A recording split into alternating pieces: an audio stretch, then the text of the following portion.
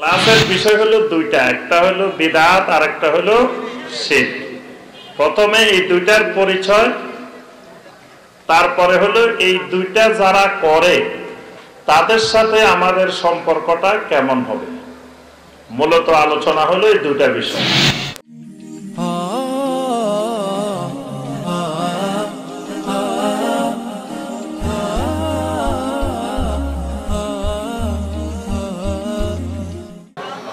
তো আজকে আমার ক্লাসের যে বিষয় অনেক লম্বা বিষয়, এটা 1 মাস আলোচনা করার বিষয়।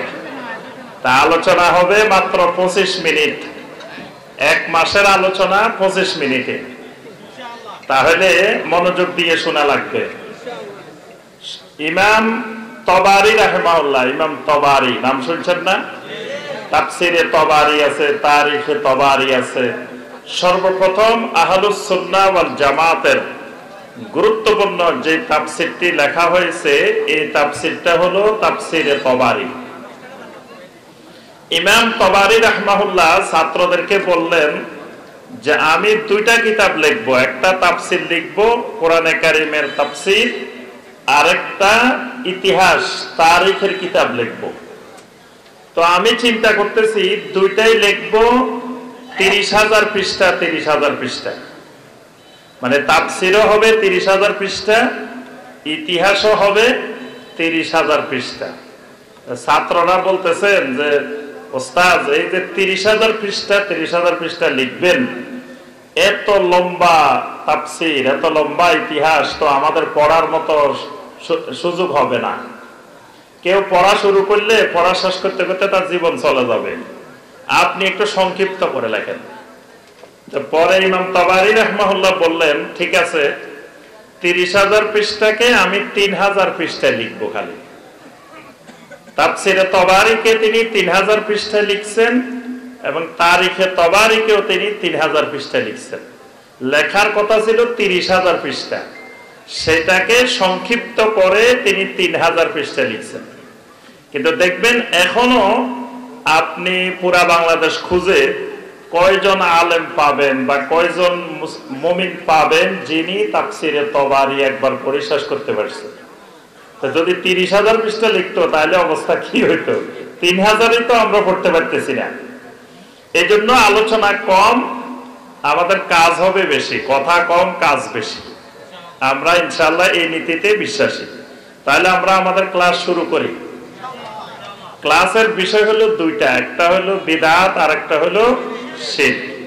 প্রথমে এই দুইটার পরিচয়, তারপরে হলো এই দুইটা যারা করে তাদের সাথে আমাদের সম্পর্কটা কেমন হবে। মূলত আলোচনা হলো এই দুইটা বিষয়। তাহলে প্রথমে আসি আমরা বিদআত এবং শিরক, এই দুইটার পরিচয়, এই দুইটা কি জিনিস। 1 নম্বর কথা, এই দুইটা জিনিস ভালো না খারাপ? অনেকের কাছে মনে হয় ভালো মনে হইতেছে। কি এই দুইটা জিনিস ভালো না খারাপ? এদিকে একজন ভালো বলছে। শিরক আর বিদআত এই দুইটা কি ভালো না খারাপ? আচ্ছা, এটা কত পার্সেন্ট খারাপ, কত পার্সেন্ট ভালো? 100% খারাপ। তাহলে বিদআতে হাসানা, বিদআতে সাইয়্যা। হাসানা ভালো, সাইয়্যা খারাপ। তাহলে কিছু ভালো আছে, কিছু খারাপ আছে নাকি? সবই খারাপ। আমাদের দেশে যারা যেই বিদআত করে, যেই মাসলাকের লোকেরা, যেই দলের লোকেরা যেই বিদআত গুলো করে, তাদের দৃষ্টিতে সেই বিদআত গুলো হাসানা। আর যেটা তার অন্য গ্রুপ করে সেটা তাদের দৃষ্টিতে সাইয়্যা। ধরেন দেওবন্দিরা যেই বিদআত করে ওনাদের দৃষ্টিতে এগুলো সব হাসানা। বেরলবিরা করলে, যেটা ওনারা করে না, বেরলবিরা করে, রেজবিরা করে, সেটা সাইয়্যা। আবার রেজবিদের দৃষ্টিতে তারা যা করে সেগুলো সব হাসানা। দেওবন্দিরা যেটা করে তারা করে না, সেটা সাইয়্যা। অর্থাৎ নিজেরা যেটা করে সেটা হাসানা, আর নিজেরা ছাড়া অন্যরা করলে সেটা সাইয়্যা। কিন্তু আমরা মনে করি বেদাতের কোনো হাসানাও নাই, কোনো সাইয়্যাও নাই। কারণ আমার নবী বলছেন কুল্লু বিদআতিন দালালাহ, কুল্লু বলছেন, কুল্লু বিদআতিন হাসানাতিন ওয়া সাইয়্যাতিন, মানে বেদাতটা হাসানা হলো দালালা, সাইয়্যা হলো দালালা, দুইটাই জাহান্নামে যাবে। কুল্লু দালালাতিন ফিন্নার। এই জন্য আমরা বলি যে আমরা হাসানার মধ্যেও নাই, সাইয়্যার মধ্যেও না, কারণ দুইটাই জাহান্নামে নিবে। তবে বেদাত যুগে যুগে 1400 বছরে যারা যে বেদাত করছে যুগে যুগে, তারা সুন্দর মনে করেই করছে, কেউ খারাপ মনে করে এই পর্যন্ত পৃথিবীতে বেদাত করে নাই। সে বুঝছে যে এটা খারাপ, তারপরেও করছে, এরকম ঘটনা পৃথিবীর ইতিহাসে আজ পর্যন্ত দেখা যায় না। তাহলে যারাই যত বেদাত করেছেন, প্রত্যেকটি বেদাতকে তারা সুন্দর মনে করে, হাসানা মনে করেই করছেন। তো নবী সাল্লাল্লাহু আলাইহি ওয়াসাল্লামকে আল্লাহ রাব্বুল আলামিন জানিয়েছেন যে আপনার উম্মতেরা একসময় এরকম বেদাত করবে, আর করে করে নাম দিবে হাসানা।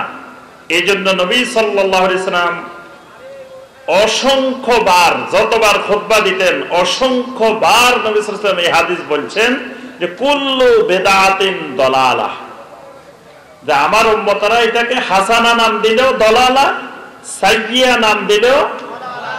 আচ্ছা, সুদকে যদি আমি ইন্টারেস্ট নাম দিই, লাভ নাম দিই, তারপরে আপনার বকশিস নাম দিই, যত রঙের নামই দিই, কিন্তু সেটা হারাম। আচ্ছা, মদকে যদি আমি ইয়াবা নাম দিই, বাবা নাম দিই, তারপরে বিভিন্ন রঙের নাম দিই, যত নামই দিই, কিন্তু এটা হারাম। ঠিক একইভাবে বেদাতকে যত নামেই দিই সব হারাম। এখন কথা হলো বেদাত কাকে বলে, বেদাতটা কি? বেদাতটা বোঝা খুবই গুরুত্বপূর্ণ জিনিস। বেদাত বুঝাইতে আমাদের 2 ঘন্টার ক্লাস দরকার, কিন্তু সংক্ষেপে বুঝাইতে হবে সামান্য অল্প সময়ের মধ্যে। আমাদের এই বাংলাদেশে এবং এই ভারতীয় উপমহাদেশে আমরা অনেক বড় বড় আলেমদেরকে দেখি, মানে তারা নামের আগে সবাই আল্লামা, এবং একজনের নামের আগে আল্লামা লেখা হয় নাই। এই জন্য তিনি 15,000 টাকা নিয়ে ওয়াজ না করে চলে আসছেন যে আমি 3 মাদ্রাসায় শাইখুল হাদিস, আমার নামের আগে কেন আল্লামা লেখা হয় নাই। এই জন্য তিনি ওয়াজে করেন নাই, কিন্তু বলছে ওয়াজ করবো না, কিন্তু টাকা দিতে হইব। দাওয়াত দিছ যাতে টাকা দেওয়া লাগবে, তবে ওয়াজ করবো না, আমার নামের আগে আল্লামা লেখা হয় নাই কেন। যিনি এই কথা বলে মাহফিল থেকে চলে আসছেন, তো উনি অহংকার করে বলতেছেন আমি 3 মাদ্রাসার শাইখুল হাদিস। তো 3 মাদ্রাসার যদি শাইখুল হাদিস হন, ওনার জবান থেকে তো খালি হাদিস বাইরে হওয়ার কথা, কিন্তু ওনার মুখ থেকে খালি কবিতা বাইরে, ওয়াজ করে খালি কবিতা, মাঝে মধ্যে একটা দুটা তো হাদিস বলে, তাও যেটা নিজের স্বার্থের সাথে, দলের সাথে সম্পৃক্ত। আমি মাঝে মাঝে ওই আল্লামা লেখানে যিনি বলছেন ওনার ওয়াজ শুনি মাঝে মাঝে। এক মাহফিলে গেছে, ওনার নাম পরে লিখছে, আরেকজনের নাম আগে লিখছে। আপনারা যে আমার নামটা পরে লিখছেন, কবিরা গুনাহ করছেন। আমার নাম 2য় নম্বরে লেখার কারণে কি হয়েছে? কবিরা গুনাহ হয়েছে। কেন কবিরা গুনাহ হয়েছে? কয় এই যে আল্লাহ রাসূল সাল্লাল্লাহু আলাইহি ওয়াসাল্লাম বলছেন মাল্লাম ইয়ারহাম সগীরানা ওয়ালাম ইউআক্কির কাবীরানা ফালাইসা মিন্না। যেই লোক বড়দেরকে সম্মান করে না, ছোটদেরকে রহম করে না, স্নেহ করে না, সে আমার উম্মতের অন্তর্ভুক্ত না। তাহলে হাদিস বলছেন, হাদিস একটা বাইর হইছে, কিন্তু সেটা নিজের স্বার্থের কারণে বাইর হইছে। স্বার্থের বাহিরে হাদিস বাইরে না, শুধু কবিতা বলে। আবার দেখে আরেক মাহফিলে গেছে, তার আগে একজন ওয়াজ করছে, ওই উনি যে কবিতা বলি বলে ওয়াজ করে, ওই কবিতাগুলো শেরগুলো বলছে, শেরের মধ্যে ভুল বলছে, তারে ধমক দিতেছে। তাহলে আমি যে কথাটা বলতেছিলাম যে এরকম অসংখ্য আল্লামা, বাংলাদেশের সব আল্লামা, এই আল্লামা কিন্তু আজও দেখি যে তাদের আলোচনা শুনলে বোঝা যায় বেদাতটা বুঝে নেই, বেদাতের সংজ্ঞাই বুঝে নেই। মানে বেদাত তো শুধু তারা মনে করে, তারা যেটা বুঝছে যে নতুন কিছু হইলেই বেদাত। এই জন্য তারা নিজেরাও যে বুঝে এবং জনগণকেও বুঝে এইভাবে যে নতুন সব জিনিস হতে বেদাত। এই যে মাইক এগুলা বেদাত, তারপরে মসজিদে টাইলস লাগাইছেন এটা বেদাত, এসি লাগাইছেন বেদাত, তারপরে আপনার এই বিমানে করে হজে যাইতেছেন এটা বেদাত, তারপরে আপনার এই যে মাদ্রাসা করছেন আলিয়া মাদ্রাসা, কওমি মাদ্রাসা, নুরানি মাদ্রাসা, এগুলো তো বেদাত, এগুলো সব তো নতুন। তো এই কথাটা যিনি বলবেন বুঝতে হবে উনি মারাত্মক বড় ধরনের সম্মানিত জাহেল, উনি আল্লামা জাহেল। কারণ উনি এখনো বেদাতের সংজ্ঞাটাই বুঝতে পারেন নাই, বেদাত কাকে বলে এটাও জানেন নাই। নতুন হইলে তাকে বেদাত বলে না, এটা বেদাতের সংজ্ঞা না, এটা শরঈ বেদাতের সংজ্ঞা এটা না যে নতুন যে কোনো জিনিস হইলেই বেদাত, এটাকে বেদাত বলা হয় না। বেদাত হইতে হইলে কয়েকটা শর্ত যোগ হইতে হয়, এই কয়েকটা যোগ হইলে মিলিত হইলে তখন এটাকে শরীয়তের দৃষ্টিতে বেদাত বলা হয়। শাব্দিক অর্থের বেদাত, শরীয়তের বেদাত দুটা ভিন্ন জিনিস। শাব্দিক অর্থের বেদাত আর শরীয়তের বেদাত দুটা আলাদা জিনিস। শাব্দিক অর্থের সলাত, শরীয়তের সলাত দুটা ভিন্ন জিনিস। যেমন সলাত মানে আমরা যে সলাত আদায় করি শরীয়ী দৃষ্টিতে যে সলাত, এই সলাত কার জন্য হবে? তো কথা কয় না, কার জন্য সলাত? ভালো নাম্বার পান নাই, পাস করেন নাই, এই এলাকায় মনে হয় তাওহীদ শেখানো হয় নাই। এই তো মাশাআল্লাহ, তাহলে সলাত কার জন্য? একমাত্র আল্লাহ রাব্বুল আলামিনের জন্য।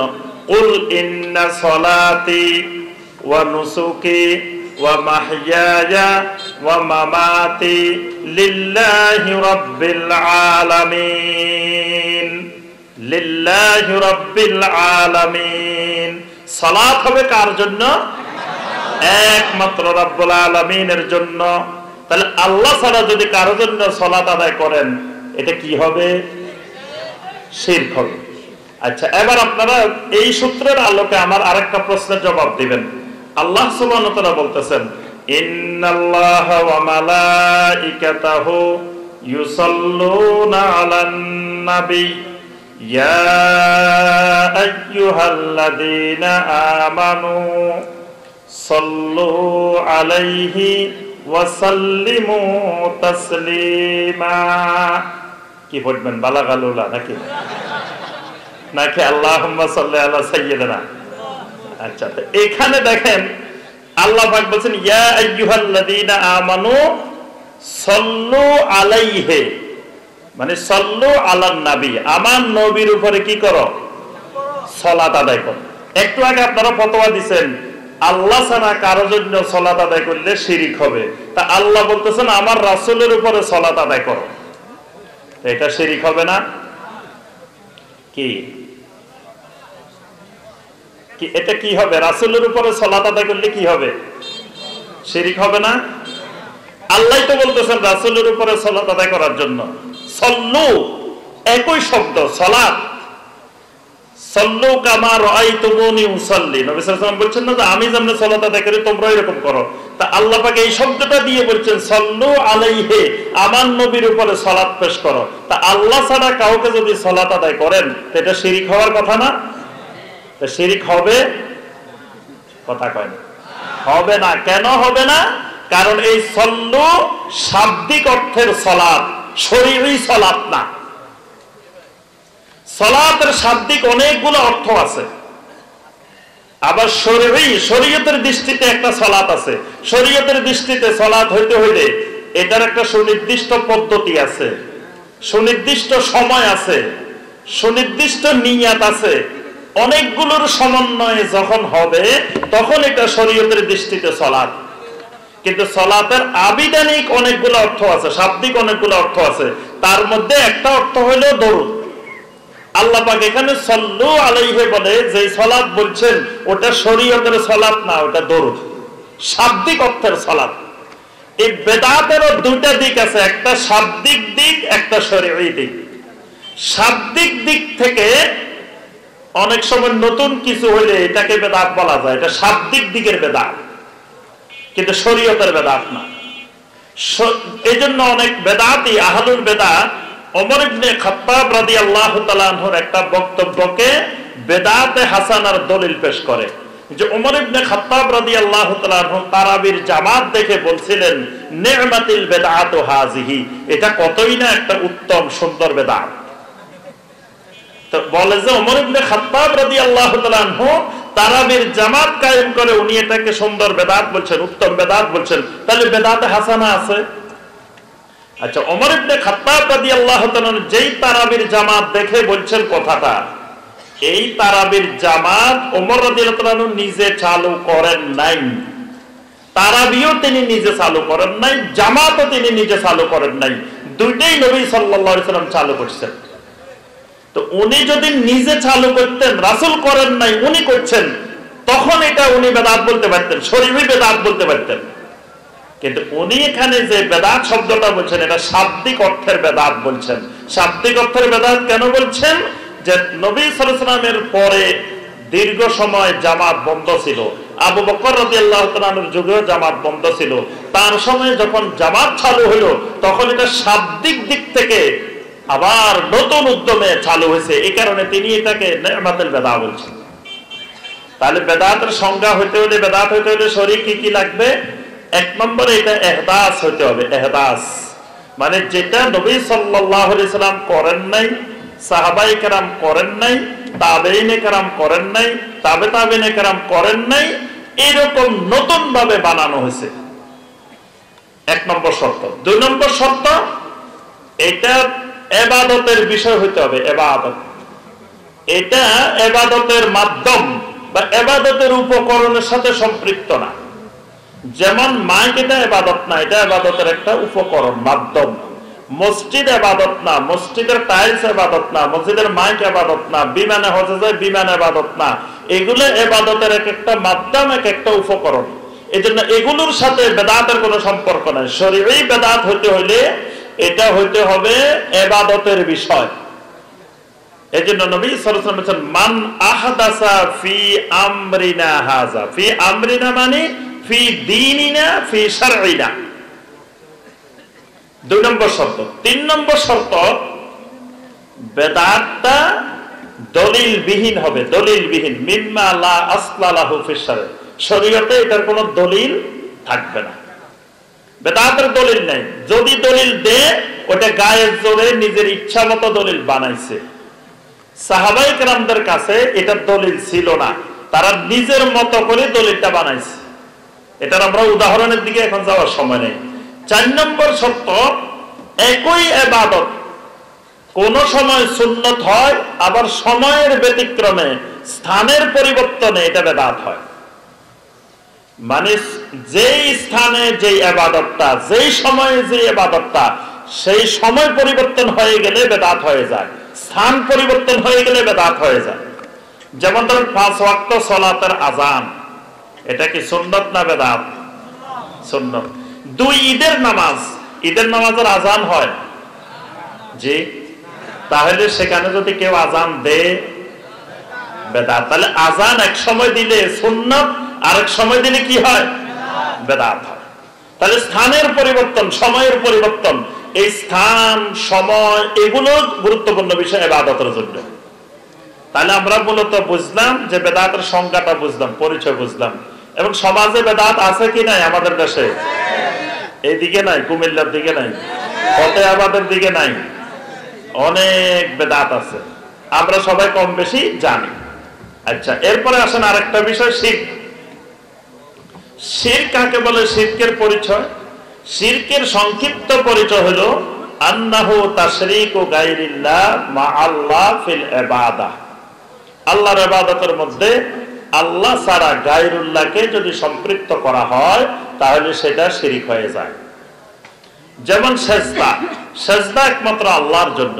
কেউ যদি আল্লাহকেও করে, পীর সাহেবকেও করে, মাজারেও করে, যে কাউকে সেজদা করে, সেটা তাজিমি নামে হোক, যেই নামেই হোক, তখন এটা হয়ে যায় কি? শিরক। মান্নত করা একটা ইবাদত, যদি কেউ দরবারের জন্য, কারো মৃত বা জীবিত কারো উদ্দেশ্যে মান্নত করে, তখন এটা কি হয়ে যায়? শিরক হয়ে যায়। এরকম অসংখ্য শিরক আমাদের সমাজে বিদ্যমান। সর্বশেষ এখন আসেন, এই শিরিক আর বেদাত সমাজে যারা করে তাদের সাথে আমাদের আচরণটা কেমন হবে? আলোচনা শেষ। এখানে 3-4টা পয়েন্ট বলে শেষ। 1 নম্বর কথা, যারা শিরিক করে, যারা বেদাত করে, তারা কিন্তু নিজেরা বুঝতে পারে না সেই আহলুল শিরিক আহলুল বেদাত, এটা সে নিজে বুঝে না। পাগল কখনো নিজে বুঝে না, সে পাগল। পাগল যদি বুঝতো, সে পাগল অল্প দিনে সুস্থ হয়ে যেত। যেদিন পাগল বুঝে যে আমি পাগল, দেখবেন যে 50% সুস্থ, আর অল্প কয়েকদিনে সে সুস্থ হয়ে যাবে। যতক্ষণ পাগল বুঝবে না সেই পাগল, এতক্ষণ যত চিকিৎসা করবেন কোনো কাজ হবে না। তাহলে শিরিককারী বেদাতকারী যতক্ষণ সে শিরিক বেদাতে ডুবে থাকে, ততক্ষণ সে বুঝতে পারে না সে শিরিককারী, সে বেদাতকারী। সে নিজেকে জোর গলায় দাবি করে সে সুন্নি, জোর গলায় দাবি করে সে তাওহীদি জনতা। আসলে তাওহীদি জনতা না, আসলে শিরিকি জনতা। এই যে গত সপ্তাহে আমার 2টা প্রোগ্রাম তাওহীদি জনতা বন্ধ করছে, খারাপ বন্ধ করছে। তাওহীদি জনতার ব্যানারে একটা কিশোরগঞ্জের পাকুন্দিয়া থানা থেকে অনুমোদন, তারা সহ বৈঠক করে ঠিক করা হয়েছে যে মাহফিল হবে, প্রোগ্রাম হবে, কোনো অসুবিধা নেই। যখন মাহফিল শুরু হয়েছে গত শনিবার, আজকে শনিবার না, এই গত শনিবার মাগরিবের পরে যখন আলোচনা শুরু হয়েছে, একজন শায়েখ আলোচনা করতেছেন, মসজিদ থেকে আশেপাশের লোকদেরকে উত্তেজিত করে দা, ছুরি, খন্তা যা পাইছে সন্ত্রাসী কায়দায় এই তাওহীদি জনতার ব্যানারে এসে মাহফিলের উপরে আক্রমণ করছে। তাহলে এই মানুষগুলো মনে করতেছে তারা তাওহীদি জনতা, আসলে তারা শিরিকের মধ্যে ডুবে আছে, তাওহীদ কি কিছুই বুঝে নাই। এই গতকাল আপনারা ভিডিও দেখছেন নেত্রকোনাতে এখানে মাহফিল হওয়ার কথা, সেখানেও আগের দিন পর্যন্ত থানায় সমঝোতা হয়েছে যে প্রোগ্রাম হবে, সব ঠিক, প্রোগ্রামের সব ব্যবস্থাপনা করা হয়েছে। কালকে জুমার নামাজের পরে তারা মসজিদ থেকে এই তাওহীদি জনতার ব্যানারে তাওহীদি জনতা এসে আল্লাহর ঘর মসজিদের উপর আক্রমণ করছে, মাদ্রাসার উপর আক্রমণ করছে, তারপর আপনার প্যান্ডেল সব ভেঙে ফেলছে, ভিডিওর মধ্যে আছে দেখবেন। এই সন্ত্রাসী কায়দায়, অসভ্য বর্বর কায়দায় কোরআন সুন্নাহর আওয়াজকে, তাওহীদের আওয়াজকে, সুন্নতের আওয়াজকে, সালাফি মানহাজের আওয়াজকে বাংলার জমিন থেকে স্তব্ধ করা যাবে না ইনশাআল্লাহ। বরং তাদের এই সন্ত্রাসী, অসভ্য, বর্বর, জঘন্য আক্রমণের দ্বারা বাংলার জমিনে তাওহীদের ভিত্তি, তাওহীদের শিকড় আরো বেশি বেশি মজবুত হবে ইনশাআল্লাহ। এই কুমিল্লার জমিনেও এক সময় এত তাওহীদের পতাকাধারী, সুন্নতের পতাকাধারী, সালাফি মানহাজের অনুসারী এক সময় ছিল না। আজকে আলহামদুলিল্লাহ হাজার হাজার যুবক এই তাওহীদের পতাকা নিয়ে সমাজে দণ্ডায়মান। এই জন্য এই সন্ত্রাসী কাজ করে এই মানহাজকে, এই আন্দোলনকে, এই দাওয়াতকে স্তব্ধ করা যাবে না ইনশাআল্লাহ। একদিন এই বাংলাদেশে তাওহীদের পতাকা উঠবেই উঠবে, সালাফি মানহাজের দাওয়াত উঠবেই উঠবে। বাংলার প্রত্যেকটি গ্রামে গ্রামে একটা একটা সালাফি মানহাজের মাদ্রাসা হবে ইনশাআল্লাহ। বর্তমানে প্রত্যেক জেলায় হয়েছে, প্রত্যেক উপজেলায় হয়েছে, আলহামদুলিল্লাহ। এখন প্রত্যেক গ্রামে গ্রামে সালাফি মানহাজের মাদ্রাসা হচ্ছে ইনশাআল্লাহ। আপনাদের এই মাদ্রাসা মুহাম্মদিয়া মাদ্রাসা, এই পৌর ফতেহাবাদ, ইনশাআল্লাহ এই মাদ্রাসা আমাদের আকীদার সাথে, মানহাজের সাথে সম্পৃক্ত মাদ্রাসা। এই মাদ্রাসাকে সাহায্য করা, সহযোগিতা করা আমার আপনার ঈমানী দায়িত্ব। এজন্য এই অঞ্চলের ভাইদেরকে এবং সবাইকে অনুরোধ করব, প্রত্যেকে আপনাদের সন্তানদেরকে এই মাদ্রাসায় ভর্তি করাইবেন, এই মাদ্রাসার একজন খাদেম হবেন, সর্বপ্রকার সহযোগিতা করবেন। এই মাদ্রাসায় তাওহীদের প্রতিষ্ঠান, অন্য মাদ্রাসায় সকল শিক্ষা পাইলেও তাওহীদের শিক্ষা অনুপস্থিত। আমাদের ডক্টর আবু বকর জাকারিয়া হাফেজাহুল্লাহ, তিনি ওই দিন আমাদের নদ্দা সরকার বাড়ি মসজিদে একেবারে কিতাব খুলে খুলে দেখাইছেন যে বাংলাদেশের আলিয়া কওমি মাদ্রাসাতে যে আকাইদে নাসফি নামে বই পড়ানো হয় এটা কোনো আকীদার কিতাব না, এটা হলো ইলমে কালাম, এটা যুক্তিবিদ্যার কিতাব, তর্কশাস্ত্রের কিতাব, অথচ তাওহীদের কোনো পাঠ্যসূচি বাংলাদেশের মাদ্রাসা নাই। তাহলে আপনার সন্তান তাওহীদ শিখবে কোথা থেকে? তাওহীদ শিখতে হলে এই মাদ্রাসাগুলোতে ভর্তি করাইতে হবে। আর প্রত্যেকের এলাকায় প্রত্যেক জনপদে ইনশাআল্লাহ একটা মাদ্রাসা গড়ে তুলবেন। এই মাদ্রাসাটাই আপনার দাওয়াতের জন্য একটা মারকাজ হবে। ওই মাদ্রাসার মাধ্যমে ওই এলাকায় তাওহীদের দাওয়াত, সুন্নতের দাওয়াত প্রসারিত হবে, শিরিক বেদাত ইনশাআল্লাহ সমাজ থেকে আস্তে আস্তে দূরীভূত হবে। তাহলে প্রথম কথা, এই শিরিক বেদাতকারীদের সাথে আচরণ কেমন হবে? শিরিক বেদাতকারীদের সাথে আমরা কোনো আক্রমণাত্মক আচরণ করব না। আপনারা কি করবেন? যারা এরকম আচরণ করবে তাদেরকে খালি খাওয়াইবেন। কি করবেন? কথা কয় না, খাওয়াইতে গেলে তো টাকা লাগবে। একজন কুকুর মরে যায়, মাথায় রুটি নিয়ে নাকি কান্দে, কয় নিয়ে আপনি রুটি দুটো দিয়ে দেন না, তাহলে তো কুকুর বাঁচি যায়। কয় রুটি দিলে তো টাকা লাগবে, কানলে তো টাকা লাগতেছে না।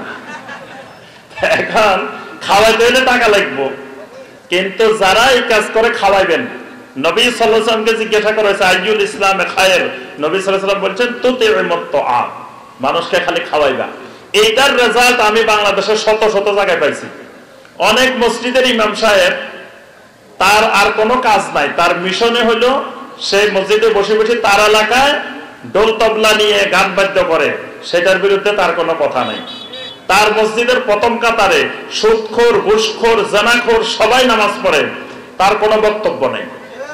তার বক্তব্য হলো খালি মাগরিবের আজান দিবে, আজানের পরে লাফ মারি উঠে দাঁড়ায় যায়, দাঁড়ায় উঠে খালি রাফলিয়া দেয়, আমিন, বুকে হাত বাঁধা, এই কয়েকটা মাসালা নিয়ে খালি বয়ান, আর বয়ানের কোনো বিষয় নেই।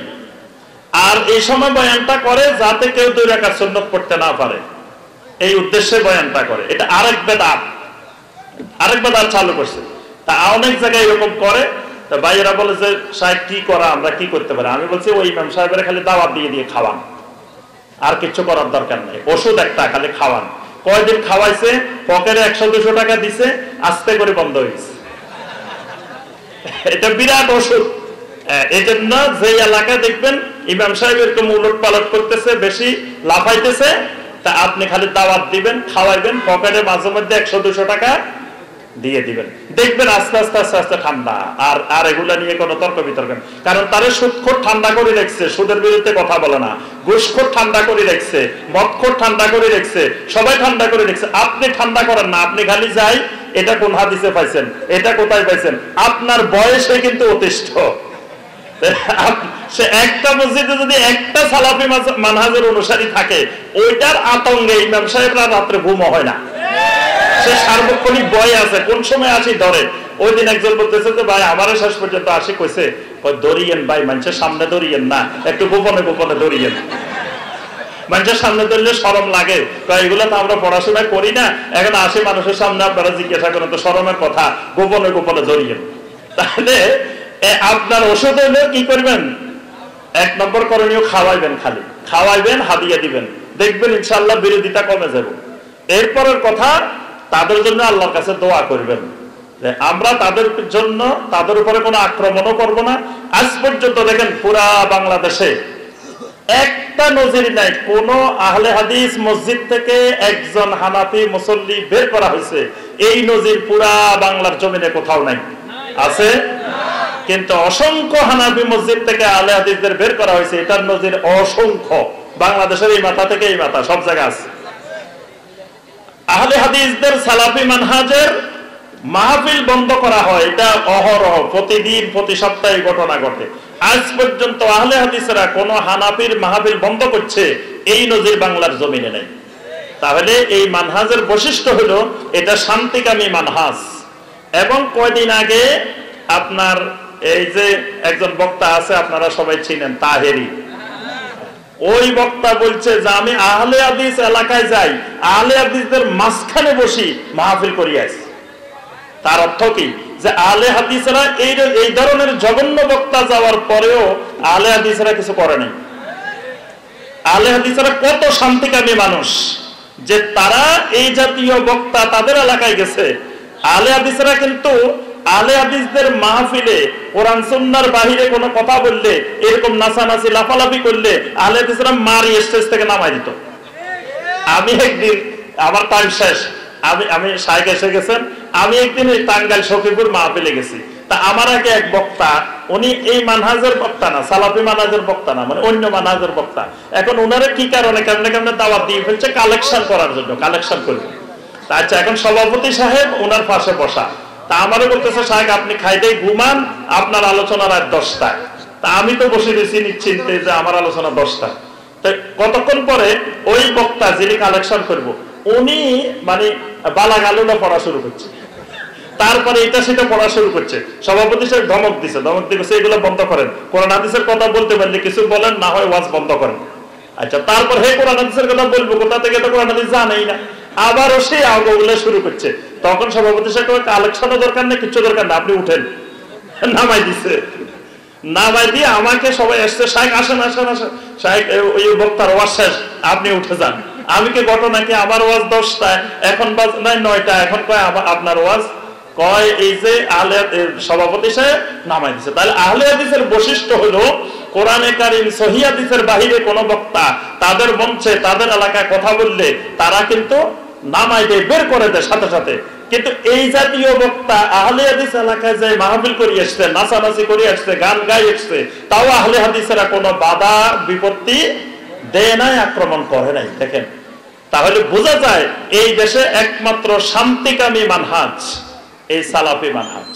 এই জন্য আমরা কারো বিরুদ্ধে কোনো উচ্চারণা, গালিগালাজ, খারাপ কথা কিছুই দরকার নাই। তাদের জন্য আল্লাহর কাছে দোয়া করবেন, তাদের সাথে বাহ্যিক সদ্ভাব বজায় রাখবেন, তাদের সাথে কোনো শত্রুতা দরকার নাই। তবে তাদেরকে আস্তে আস্তে চেষ্টা করবেন যে সালাফি মানহাজের বিষয়গুলো, যেই বিষয়গুলো নিয়ে তারা শিরক এবং বেদাতে ডুবে আছে, বিষয়গুলোতে শিরক এবং বেদাত, এটা জানানোর চেষ্টা করবেন। আল্লাহ রাব্বুল আলামিন আমাদের সবাইকে তৌফিক দান করুন। আল্লাহ রাব্বুল আলামিন আজকের এই সালাফি কনফারেন্সকে কবুল ও মঞ্জুর করে নিন। আল্লাহ রাব্বুল আলামিন এই এলাকাবাসীর উপরে রহমত নাজিল করুন। আল্লাহ পাক আমাদের সবাইকে সালাফদের মানহাজের আলোকে আমাদের জীবন করার তৌফিক দান করুন। আমিন ইয়া রাব্বাল আলামিন। আসসালামু আলাইকুম ওয়া রাহমাতুল্লাহি ওয়া বারাকাতুহু।